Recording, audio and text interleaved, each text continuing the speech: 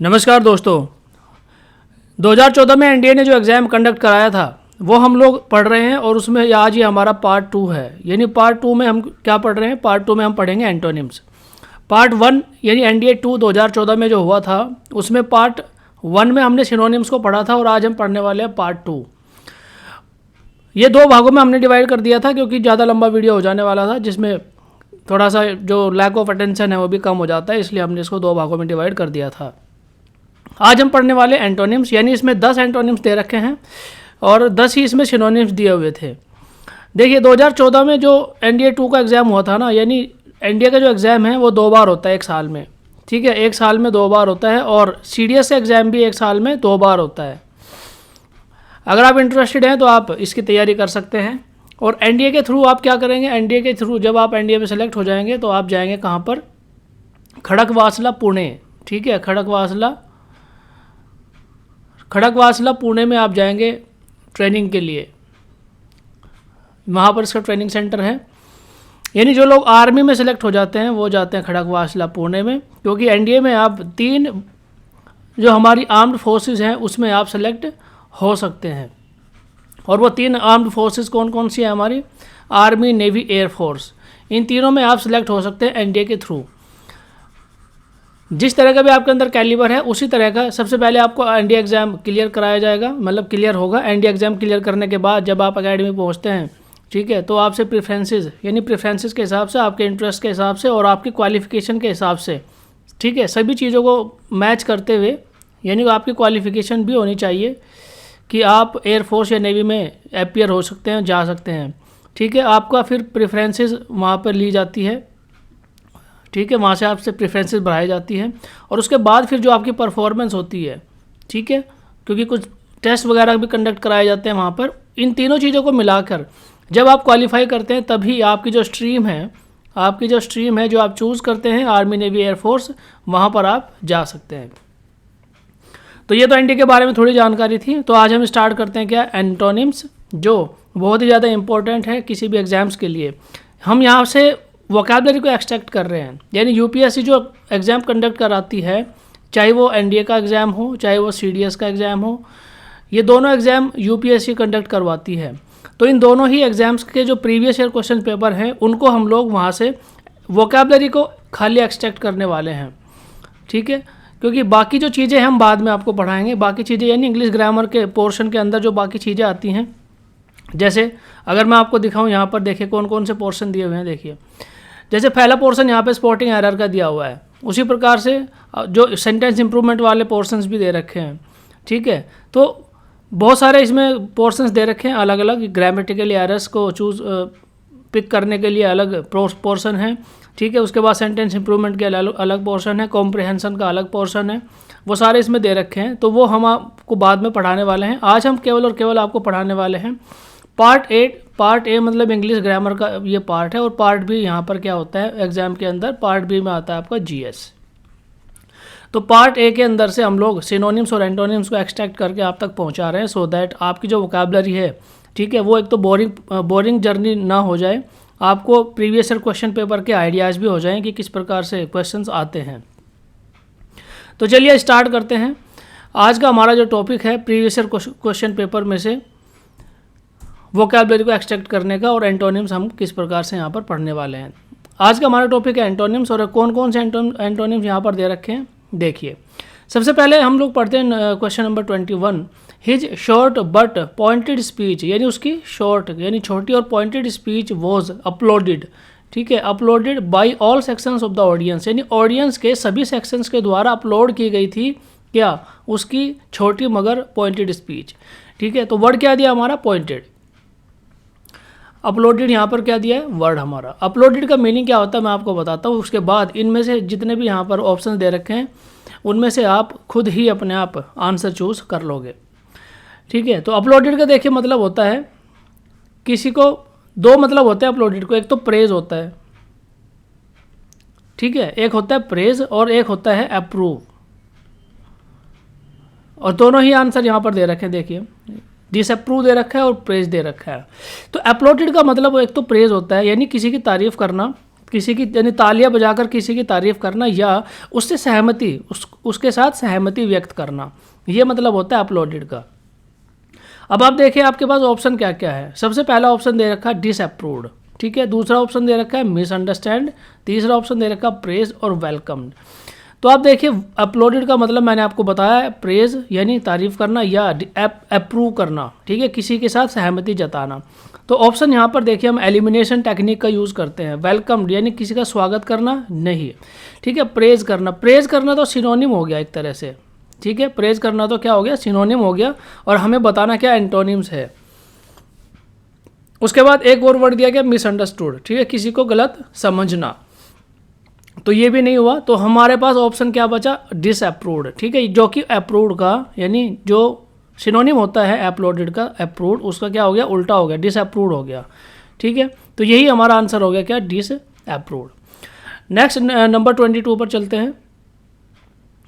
Number 22 दिया है material. Word क्या है हमारा, ये रहा मटीरियल। तो सबसे पहले सेंटेंस पढ़िए, इन एंशिएंट इंडिया, ठीक है, यानी प्राचीन भारत में स्कॉलर्स जो विद्वान होते थे हैड नो इंटरेस्ट, उनको कोई इंटरेस्ट नहीं था, इन पॉलिटिकल पावर में, और मटीरियल ग्रोथ, ये भौतिक ग्रोथ में या पॉलिटिकल पावर में उनको कोई इंटरेस्ट नहीं था, ठीक है। तो मटीरियल का मतलब क्या हो गया, भौतिक, ठीक है। ऐसी वो चीज़ जो भौतिक है, सांसारिक है, उसके लिए यूज़ करते हैं क्या, मटीरियल या मटीरियलिस्टिक ग्रोथ, ठीक है, उसके लिए क्या यूज़ करते हैं हम, भौतिक। अब यहाँ पर ऑप्शन क्या क्या दे रखे हैं, इंटरनल आंतरिक, स्पिरिचुअल आध्यात्मिक, साइकिक मतलब, और सेलेशियल का मतलब भी क्या होता है, भौतिक, ठीक है, भौतिक। सेलेशियल का वैसे खगोलीय होता है, बट इसको आप भौतिक से भी कनेक्ट कर सकते हो। इसका मतलब क्या होता है, खगोलीय, ठीक है, खगोलिक।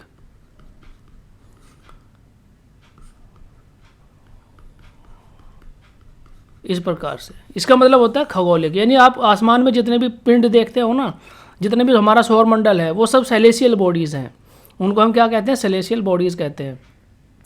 तो आप देखिए अब इसमें से यानी भौतिक का उल्टा क्या हो सकता है, इंटरनल आंतरिक नहीं, स्पिरिचुअल, हाँ स्पिरिचुअल हो सकता है, ठीक है। भौतिक मतलब सांसारिक होता है, स्पिरिचुअल मतलब आध्यात्मिक होता है। तो यही हमारा आंसर हो गया स्पिरिचुअल। बाकी साइकिक तो मनोविज्ञान से संबंधित है, और सेलेशियल मैंने आपको बता दिया खगोलीय से संबंधित है। ओके, हमारा नेक्स्ट वर्ड है कि 23 friendly. A friendly dog met us at the farm gate. एक फ्रेंडली डॉग हमें फार्म के गेट पर मिला, ठीक है। तो यहाँ पर ऑप्शन दे रखे हैं, एक तो हेल्पफुल, यानी हेल्पफुल का मतलब हो गया जो सहायता करने वाला होता है। अंडरस्टैंडिंग मतलब समझदारी हो गया। और नेक्स्ट हमारा वर्ड क्या दिया है, क्वाइट मतलब हो गया चुप, ठीक है, क्वाइट चुप या पिकुलर। हॉस्टाइल का मतलब होता है शत्रुता पूर्ण, ठीक है, यह शत्रुता से भरा हुआ। अब आप देखिए फ्रेंडली का ऑपोजिट यहाँ पर क्या हो सकता है, हॉस्टाइल हो सकता है। तो यही हमारा आंसर हो गया। आगे चलते हैं नेक्स्ट 24 में क्या दिया है, सेंटेंस पढ़ते हैं, ही इज़ एक्सट्रीमली इंटेलिजेंट, ठीक है। 24 में क्या दिया, ही इज़ एक्सट्रीमली, वह बहुत ही ज़्यादा क्या है, एक्सट्रीमली इंटेलिजेंट है बट प्राउड, ठीक है, इंटेलिजेंट है बट प्राउड है। तो इंटेलिजेंट का मतलब देखिए यहाँ पर क्या हो गया, समझदार या बुद्धिमान। अब इसका उल्टा यहाँ पर देखिए, डल, वीक, इग्नोरेंट और एरोगेंट, ठीक है। वीक मतलब कमज़ोर हो गया, इग्नोरेंट हो गया अनदेखा, और एरोगेंट मतलब हो गया, एरोगेंट का मतलब ये प्राउड का उल्टा हो गया, एरोगेंट मतलब घमंडी, ठीक है। तो इसका उल्टा क्या हो गया देखिए, इंटेलिजेंट मतलब क्या होता है, समझदार या बुद्धिमान। तो ये डल, और ये क्या हो गया यहाँ पर डल, और डल का मतलब क्या होता है, ठीक है, इसका ठीक उल्टा। तो ये इसका आंसर हो गया, इंटेलिजेंट का उल्टा क्या हो गया, डल, ऑपोजिट हो गया डल। नेक्स्ट चलते हैं 25 क्या दिया है, the young leader was reluctant to shoulder the responsibility of the ministerial office. तो यानी जो यंग लीडर्स हैं वो क्या करते हैं, अपने कंधों पर रेस्पॉन्सिबिलिटीज़ को लेने से बचते हैं, ठीक है। The young leader was reluctant to shoulder the responsibility of the ministerial office की रेस्पॉन्सिबिलिटीज़ को अपने कंधों पर लेने से बचते हैं। रिलक्टेंट मतलब बचना, दूर हटना किसी चीज़ से, ठीक है। अब इसका यहाँ पर क्या ऑप्शन दे रखा है देखिए, वांटिंग, विलिंग, एंक्सियस और ईगर, ठीक है। वांटिंग मतलब चाहना, विलिंग मतलब इच्छा रखना उस चीज़ के लिए। तो ये रिलक्टेंट का ठीक उल्टा हो गया विलिंग। अनविलिंग यानी रिलक्टेंट का मतलब अनविलिंग भी आप कह सकते हैं, ठीक है, अनविलिंग या बचना। और विलिंग मतलब होता है जानबूझकर उस चीज़ की इच्छा रखना, तो यही इसका आंसर हो गया रिलक्टेंट का। नेक्स्ट दिया 26, ही अबंडन हिज फैमिली। अबंडन मतलब क्या हुआ, उसने अपनी फैमिली को त्याग दिया। ठीक है, अबंडन मतलब होता है त्याग दिया। जैसे एक शिप है, शिप में होल हो गया, पानी भरना शुरू हो गया, तो शिप के ऊपर जितने भी लोग होंगे ना, इस शिप के ऊपर जितने भी लोग होंगे वो क्या कर देंगे, अबंडन कर देंगे इसको। शिप के ऊपर वो छोटी छोटी बोट्स होती है, उन बोट्स में बैठकर क्या कर देंगे, भाग जाएंगे, यहाँ से बचकर निकल जाएंगे, अपने आप को बचा लेंगे। ठीक है, तो अबंडन मतलब हो गया शिप को क्या कर देना, त्याग देना या उसको छोड़ देना। तो ये मतलब हो गया अबंडन का। ठीक है, इसके शिप के साथ आप इसको कनेक्ट कर सकते हो, या कोई बिल्डिंग है, मान लो बहुत पुरानी बिल्डिंग है। ठीक है, तो पुरानी बिल्डिंग को भी अबंडन कर दिया जाता है ताकि वो गिर ना जाए, अपने आप को बचाने के लिए।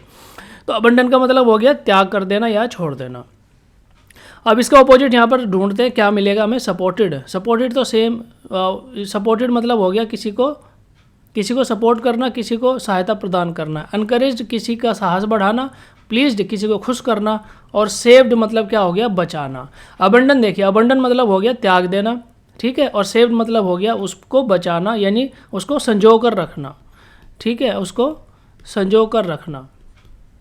तो यही मतलब हो गया किसका, अबंडन का, क्या, सेव्ड। ठीक है, सेव्ड। कभी कभी क्या होता है ना कि जो ऑप्शंस दे के रखे होते हैं उनमें आपको ऐसा लगेगा कि एक से ज़्यादा ऑप्शन ऐसे हैं जो हमारा जो सेंटेंस है उसके अंदर जो मीनिंग दे रखा है, वर्ड दे रखा है, उससे मेल खाते हैं। ठीक है, लेकिन आपको मोस्ट अप्रोप्रिएट वर्ड को ही चूज़ करना होता है। ठीक है, तो यही आपका टेक्निक होना चाहिए कि किस प्रकार आप मोस्ट अप्रोप्रिएट वर्ड को चूज़ करने वाले हैं। 26 के बाद आगे चलते हैं 27। 27 में क्या दिया है, हिस्ट्री, इतिहास, अबाउंड्स। अबाउंड्स मतलब फुल, अबाउंड्स मतलब क्या हो गया, फुल या भरा हुआ। इन इंस्टेंस ऑफ करेज, यानी साहस की घटनाओं से भरा हुआ है हमारा इतिहास, ये इसका मतलब हो गया। अबाउंड्स मतलब फुल। अब देखते हैं यहाँ पर ऑप्शन क्या क्या दे रखे हैं, साइंस, लैक्स, सफिसिस एंड फेल्स। तो अबाउंड मतलब हो गया फुल, और लैक मतलब क्या हो गया, कम। ठीक है, तो इसका ऑप्शन क्या हो गया, हमारा आंसर क्या हो गया, लैक। ठीक है, लैक का मतलब क्या हो गया, कमी या कम। 27 के बाद आगे चलते हैं 28 के ऊपर। 28 में क्या दे रखा है, एडवर्सिटी। 28 में दिया है क्या, एडवर्सिटी। एडवर्सिटी का मतलब होता है डिफ़िकल्टी। ठीक है, डिफ़िकल्टी, डिफ़िकल्ट सिचुएशंस को एडवर्स कंडीशन भी कहते हैं, और एडवर्सिटी मतलब डिफ़िकल्टी या प्रॉब्लम के लिए हम यूज़ कर सकते हैं। तो एडवर्सिटी टीचेज, एडवर्सिटी सिखाती है मैन, आदमी को, टू बी हम्बल, हम्बल रहना और सेल्फ रिलायंट रहना, अपने आप पर भरोसा करने वाला बनना सिखाती है एडवर्सिटी। ठीक है, तो एट डिफ़िकल्टी उसका मतलब हो गया, और एडवर्सिटी का यहाँ पर क्या मीनिंग दिया है वो पढ़ते हैं। एडवर्सिटी यानी सिंसियरिटी एंड एनिमोसिटी और क्यूरियोसिटी और प्रोस्पेरिटी। देखिए एडवर्सिटी का मतलब यहाँ पर जो दिया है वो है क्या, प्रोस्पेरिटी। किस प्रकार से, एडवर्सिटी मतलब हो गया डिफ़िकल्टी या कमी। ठीक है, डिफ़िकल्टी या कमी है जब आपके पास किसी चीज़ की कमी हो जाती है, आप ऐसी सिचुएशन में जी रहे हैं जिसमें आपका जीवन बहुत ही ज़्यादा परेशानियों से भरा हो, दैट इज़ कॉल्ड एडवर्सिटी। ठीक है, परेशानियों से भरा हुआ। और प्रोस्पेरिटी का मतलब होता है जब आप खुश हों और आपके पास हर तरह की सुविधाएं उपलब्ध हों, दैट इज़ कॉल्ड प्रोस्पेरिटी। तो इसका ठीक अपोजिट मीनिंग हो गया क्या, प्रोस्पेरिटी। ओके, 29 पर चलते हैं। 29 क्या दिया है हमारा, लाइक पॉवर्टी। ठीक है, लाइक पॉवर्टी यानी गरीबी की तरह एफ्लुएंस। ठीक है, एफ्लुएंस कैन, एफ्लुएंस का मतलब होता है अमीरी। ठीक है, गरीबी मतलब होता है, पॉवर्टी मतलब गरीबी, और एफ्लुएंस मतलब अमीरी। जब आपके पास में बहुत सारा धन, बहुत सारा पैसा हो, that is called affluence. Can sometimes create it's on problems, यानी बहुत सारा पैसा, अगर आप अमीर हैं, बहुत सारा पैसा आपके पास है, तो वो भी आपके लिए प्रॉब्लम क्रिएट कर सकता है। ठीक है, तो इसके लिए यहाँ पर कौन कौन से वर्ड दे रखे हैं, देखिए, इंडिजेंस, ऑपुलेंस, सोरो, एक्जुबरेंस। ठीक है, तो इसे पॉवर्टी, लाइक पॉवर्टी यानी गरीबी की तरह, एफ्लुएंस यानी धनाढ्यता या बहुत ज़्यादा अमीरी भी आपके लिए प्रॉब्लम क्रिएट कर सकते हैं। तो सेंटेंस पढ़ने से आपको समझ में आ जाना चाहिए कि एफ्लुएंस मतलब क्या हो गया, पॉवर्टी का ठीक अपोजिट हो गया। ठीक है, तो इसके लिए ऑप्शन क्या दिया है, इंडिजेंस। इंडिजेंस का मतलब भी गरीबी ही होता है, इंडिजेंस का मतलब भी गरीबी ही होता है। पॉवर्टी इसका एक सिनोनिम है, पॉवर्टी। ठीक है, पॉवर्टी इसका एक सिनोनिम है। तो ये हमारा वर्ड था क्या, प्रॉब्लम्स या इंडिजेंस। इंडिजेंस मतलब, इंडिजेंस का मतलब होता है गरीबी या गरीब। नेक्स्ट चलते हैं नंबर 30। नंबर 30 है the habit of squandering money, the habit of squandering money should not be encouraged. Squandering का मतलब होता है वेस्ट, ठीक है, मनी को, धन को वेस्ट करना, दैट इज कॉल्ड स्क्वेंडरिंग। और इसका अपोजिट हमने ढूंढना है यहाँ पर, क्या दिया है, डिस्कार्डिंग नहीं, हॉर्डिंग नहीं, डोनेटिंग, यस डोनेटिंग। डोनेट का मतलब होता है किसी चीज़ को सही परोपकार के लिए, किसी के भले के लिए मनी को यूज़ करना, धन को यूज़ करना किसी के भले के लिए, दैट इज़ कॉल्ड डोनेटिंग, ठीक है। ये आप मनी से भी यूज़ कर सकते हो, मनी से भी कनेक्ट कर सकते हो, अन्य चीज़ों से भी कनेक्ट कर सकते हो। जैसे हम ब्लड डोनेट करते हैं, भलाई के लिए करते हैं किसी की, ठीक है, वेस्ट तो नहीं करते ना, उसको अच्छे काम के लिए यूज़ करते हैं। वैसे ही आप पैसे के लिए भी यूज़ कर सकते हो। तो स्क्वेंडरिंग मतलब होता है वेस्ट और डोनेटिंग मतलब होता है इसका ऑपोजिट। तो दोस्तों ये थे हमारे आज के 10 एंटोनिम्स जो हमने NDA 2014 से हमने एक्सट्रैक्ट किए। इसी प्रकार से आज हमारा जो NDA 1 और NDA 2 यानी 2014 में NDA के जितने भी एग्जाम्स हुए थे दोनों, उसके अंदर से जो वोकैबुलरी है वो हमने एक्सट्रैक्ट कर ली है और वो आप तक पहुंचा दी है। एक वीडियो 2014 फर्स्ट वाले NDA का है और 2 वीडियो हैं वो 2014 सेकंड NDA का है। आप तीनों वीडियो जाकर ज़रूर देख लीजिए। ये सीरीज़ आगे ऐसे ही बढ़ती रहेगी। अब हम 2015 में जो दोनों एग्ज़ाम हुए थे NDA के, उनको हम डिस्कस करेंगे अगले वीडियो में। तो अभी इस वीडियो में इतना ही है। देखने के लिए धन्यवाद। जय हिंद।